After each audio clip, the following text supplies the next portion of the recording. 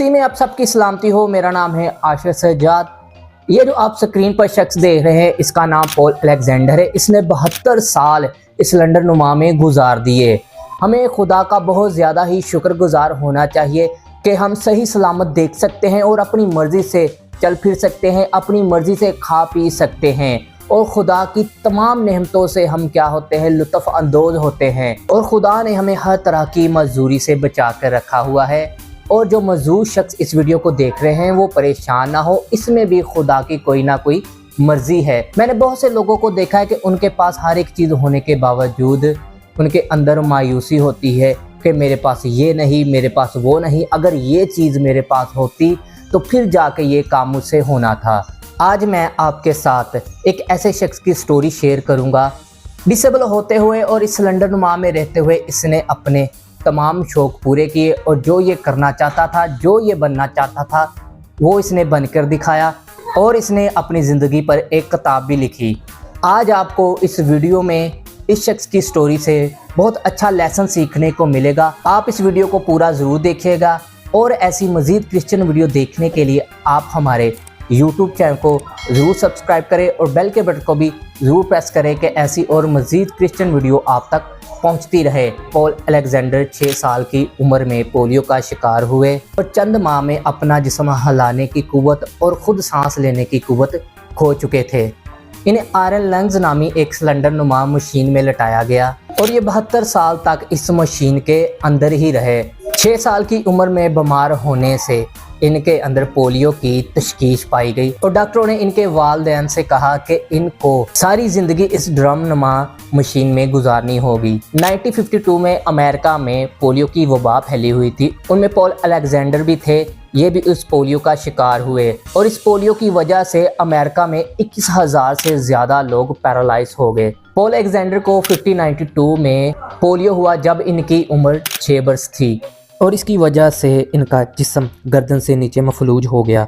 1952 में जब वो बीमार हुए तो इनके आबाई गांव डेल्स के डॉक्टर्स ने इनका ऑपरेशन किया और इनकी जान बचाई, लेकिन पोलियो की वजह से इनका जिस्म खुद सांस लेने के काबिल नहीं रहा। इसकी वजह से इन्हें लोहे के फेफड़े में रखा गया जो कि एक धाती सिलेंडर था और वो इनके जिस्म को गर्दन तक ढांपे हुए था। ये सिलेंडर नुमा फेफड़ा इन्हें सांस लेने में मदद करता था। ये हवा को अंदर खींचता जिससे फेफड़ों में हवा भरती और फिर हवा भी बाहर निकालता। इसी तरह फेफड़े सांस लेने का अमल जारी रखते। इनके साथ और भी काफ़ी लोग थे जिनको यही बीमारी थी। इन मरीजों को भी ऐसे लोहे के फेफड़े में रखा गया। वो बच नहीं पाए, लेकिन पॉल कई दहाइयों तक जिंदा रहा। पॉल एक वकील बनना चाहते थे। पॉल इस सिलेंडर के बगैर चंद घंटे जिंदा रह सकता था। इसने इस सिलेंडर में रहते हुए अपनी पढ़ाई शुरू की। एक टीचर पॉल को घर में पढ़ाने आती थी और इसी तरह पॉल ने अपनी स्कूल की पढ़ाई पूरी की। मेडिकल की दुनिया में ये लोहे के फेफड़े 1960 की दहाई में वेंटिलेटर से तब्दील कर दिए गए, लेकिन अलेक्जेंडर इसी सिलेंडर में रहा क्योंकि उनके बकौल इन्हें अब इसकी आदत हो गई थी। पॉल ने स्कूल की तालीम पूरी करने के बाद साउथर्न मेथोडिस्ट यूनिवर्सिटी से एजुकेशन हासिल की। 1984 में उन्होंने एस्टर्न यूनिवर्सिटी से लॉ की डिग्री हासिल की और दहाइयों तक कानून की प्रैक्टिस करते रहे। केस लड़ते और जीतते भी रहे। उन्होंने 2020 में गार्डियन न्यूज़ को बताया था कि मैं जानता था कि मैं अपनी ज़िंदगी के साथ कुछ कर लूँगा और वो मैंने किया। और इसी साल इनकी याददाश्तों पर मबनी एक किताब शाया हुई जिसे लिखने में इन्हें 8 वर्ष लगे।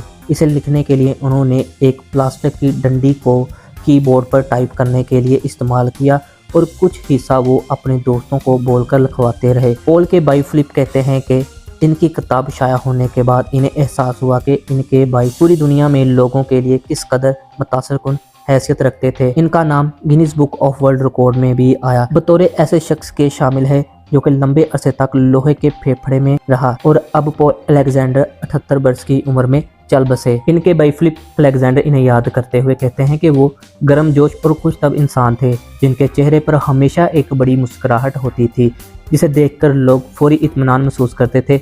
इनका मजीद कहना था कि वो और मैं आम भाइयों की तरह थे। हम लड़ते थे, खेलते थे, हम प्यार करते थे, साथ जश्न मनाते थे और हम एक साथ कंसर्ट में भी जाते थे। और मेरे भाई बहुत खुद कफील आदमी थे। हालांकि वो एक बीमारी से निपट रहे थे जिसने इन्हें रोज़मर्रा के काम जैसे कि खाना खाने तक से मंजूर कर दिया था।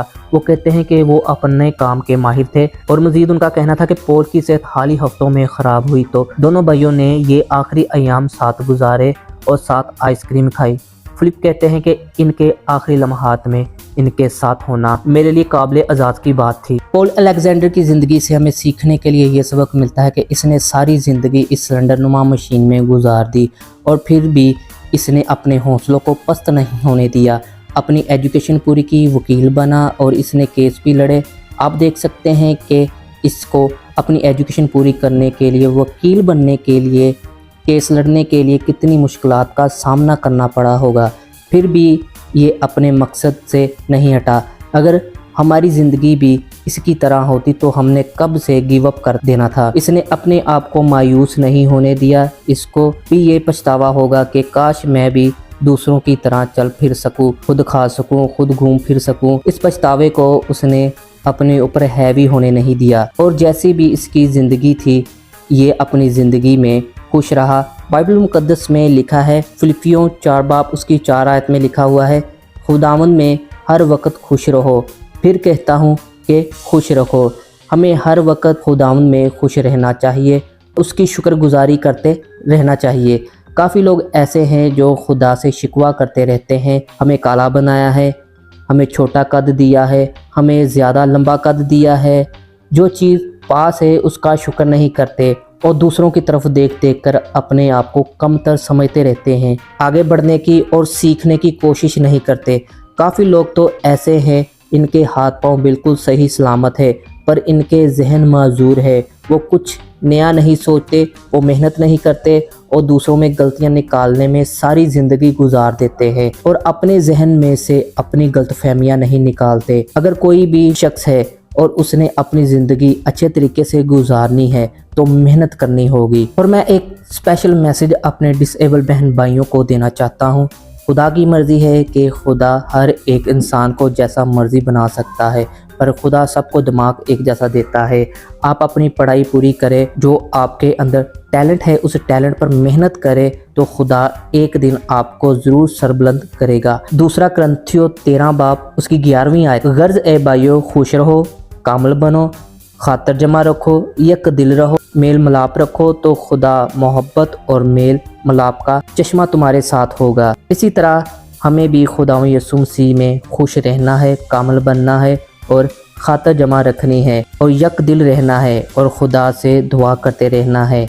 चाहे आप तंदुरुस्त है, चाहे आप माजूर है, जब खुदा को अपने हर काम में याद रखेंगे तो खुदावंद आपके मुश्किल से मुश्किल काम को भी आसान कर देगा। पॉल अलेक्जेंडर की ज़िंदगी से मैं तो बहुत इंस्पायर हुआ हूँ। आपकी पॉल अलेक्जेंडर के मतलब क्या राय है कमेंट बॉक्स में ज़रूर लिखें। ऐसी और मज़ीद क्रिश्चियन वीडियो देखने के लिए आप हमारे YouTube चैनल को ज़रूर सब्सक्राइब करें और बेल के बटन को भी ज़रूर प्रेस करें कि जब हम नई वीडियो अपलोड करेंगे तो वो आपके पास ज़रूर पहुँचेगी।